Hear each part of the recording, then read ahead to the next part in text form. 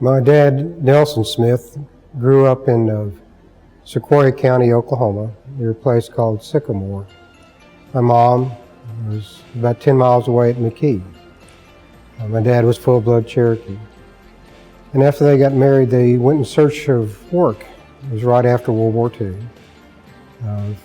They ended up on the road in Pontiac, Michigan, Denver, Colorado, and ultimately in Nashville, Tennessee. My dad was a very warm and compassionate man. My mom was very hardworking. She was one of those riveter ladies during World War II that worked at Wichita putting planes together. She always was proud that she was a Rosie the Riveter. So they were very hardworking. I have 3 brothers. And it was in Nashville that I went to high school. That G.P. West, he was a drama teacher, an English teacher. He decided to start a wrestling team. That was 1967. So he went to recruit wrestlers from the football team. Anybody he thought who could fit a weight classification would stick with it. And he recruited me. And back in that day, wrestling was not a popular sport. In fact, our high school had not seen it before, and we were all a little bit hesitant about going in front of the student body of 1,200 in wrestling outfits. So 1967 was the first year, and each year we developed, and G.P. West became a better coach, and we became a better team. And by my senior year, we had a very competitive team. It taught us a lot of great lessons. And the greatest lesson was that you have nobody to blame when you're on the mat. It's just you. It teaches self-reliance, teaches discipline, teaches you how to face adversity and make the best of that.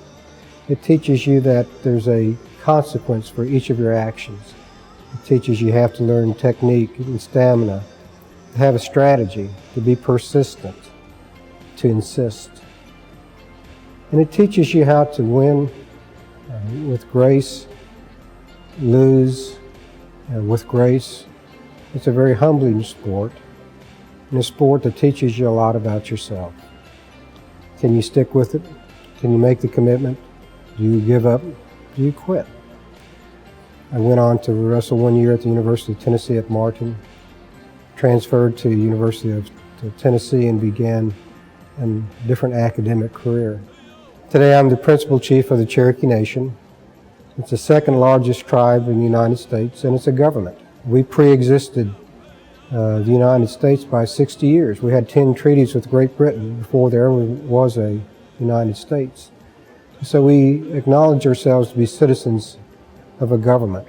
And the nice thing about Indians is that we have dual citizenship. We're citizens of the United States and highly patriotic, and citizens of our own Indian nations. And 10 years ago, I had the opportunity to be elected principal chief. We have 4-year terms. And probably it became an aspiration 10 years prior to that. I worked for Wilma Mankiller, the first female chief of the Cherokee Nation. She was a great inspiration.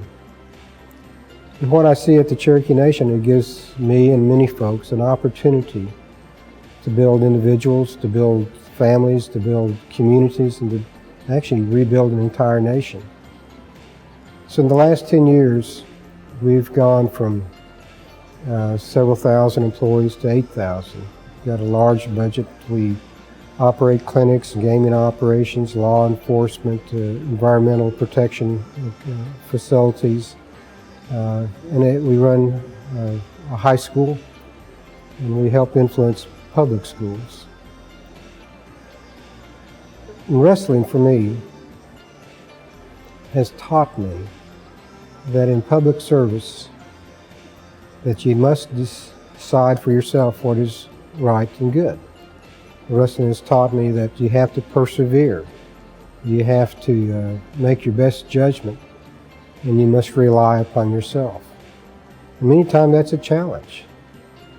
But the great lessons, the lessons of clarity, of character, understanding that I got from wrestling helps me understand how to make decisions, and tells me that self-discipline, fortitude, and looking out for the team is very, very valuable. Our high school that we run, which was actually a former orphanage that my dad actually graduated from in 1940, has become a leadership academy under my tenure. And we strive to improve it and make it better. And, the athletics are great, the academics are powerful. We've had a wrestling program in the past, and we're investing heavy in wrestling in the future. And in fact, one of our great initiatives is to revitalize our language with the immersion school. And when the children go into the immersion school, they speak no English. And we're up to the 4th grade now, adding a grade each year. Our physical education director, Jeremy Hammer, decided with our immersion kids to teach wrestling. So we have 30 young ones in the 2nd, 3rd, and 4th grade wrestling. And when they take the mat, they always speak Cherokee. There are instructions in Cherokee. And so what we're excited about over the next decade or two is create a wrestling program at Sequoia and within the Cherokee Nation that complements our language revitalization effort, that we have Cherokee kids speaking our language, learning the great attributes of self-reliance and perseverance of practicing on the mat, learning the skills of wrestling that are so compatible with our cultural attributes. What it means to me to be inducted into the National Wrestling Hall of Fame is that it's a great honor. And it's a great honor not focusing on me because I was not a great wrestler. Those inducted in the Wrestling Hall of Fame are outstanding and great wrestlers, Olympic and collegiate and high school. But what the honor means to me is a recognition of the Cherokee Nation and our people and Indian people's contribution to wrestling and participation. It's an honor that I share with all of our people, and it's an honor that serves as a